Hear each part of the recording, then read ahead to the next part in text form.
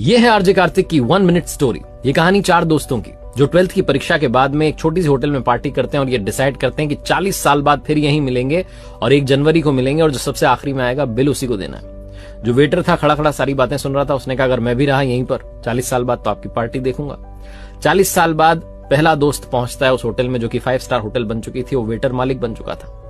वो कहता है पहचानने के बाद कि मनीष जी आइए बैठिए, मैंने आपको पहचान लिया, मैं अब यहाँ मालिक बन चुका हूं, मैं वही वेटर हूं। मनीष कहता है क्या बात है। दूसरा दोस्त आता है संतोष। मनीष की बातचीत चलती है कि बिजनेस जो है ग्रो कर गया है, सब कुछ अच्छा चल रहा है, दोनों अपनी अपनी बातें शेयर करते हैं। तीसरा भी आ जाता है, लेकिन चौथा प्रवीण नहीं आता है। वो जो सेठ है वो आकर के कहता है कि आप भोजन शुरू कीजिए, ऑर्डर कीजिए मेन्यू में से। प्रवीण सर ने कहा है आप मंगवा लीजिए, वो आ ही रहे हैं। डिनर शुरू कर देते हैं, डिनर कर भी लेते हैं। बिल देने की बारी आती है तो इन्हें लगता है चलो हम ही पे कर देते हैं। वो सेठ जो था भूला वो आकर के कहता है कि आपका पेमेंट हो चुका है, प्रवीण सर ने कर दिया।